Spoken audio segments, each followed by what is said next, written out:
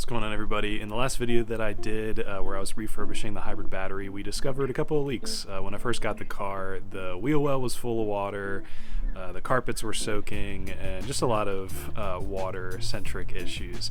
But there's been a few videos done about this online, but I'm just going to show you how I did it, how I patched everything up, and maybe some common failure points.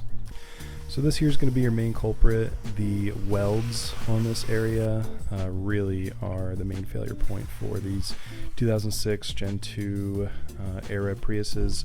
Anything you can do though to really clean out this area, whether it's using a vacuum, a air compressor like I'm using here, or even just some sort of cleaning spray, degreaser, soap and water, anything like that is really going to help in the long run to allow the silicone to bind to the car and prevent any future cracks from happening in the future.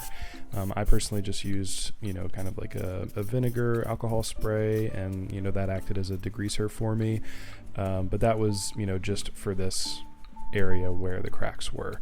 Another common failure point is the area where the wires come in from the main car to the back of the trunk hood. This has been an issue for me in the past, so definitely check that first before anything else. So this is really the main culprit, the hairline cracks that I was talking about. Really just take a close look. Anything that looks dark, anything that looks like separation, the welds really just do crack over time, so all we're doing is really filling it up. Some other common areas is the seals of the brake light, the plugs behind the wheel well, really just anywhere that water can possibly seep into. It's gonna find it eventually, and your best bets are going to be resealing, caulking, anything like that. That's going to be really helpful. But for this example, I really just use a toothbrush to get into those fine nitty-gritty areas. And this reminds me of another common failure point, the strut that holds up the trunk right underneath here. That moves a lot as you're opening it, especially when you put in new ones, so that's going to be a common failure point as well.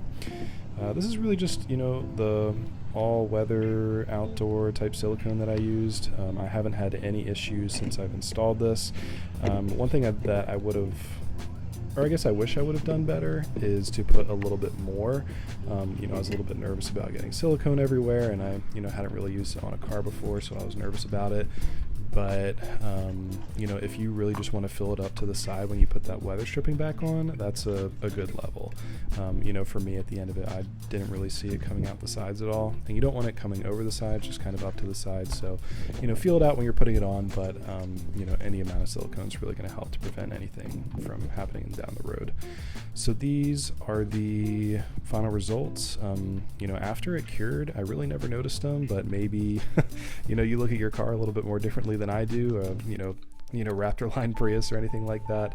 But they really kind of just do disappear, and honestly all my water issues went away. So for me, this was the core issue, but definitely take a look at that seal on the top of the trunk.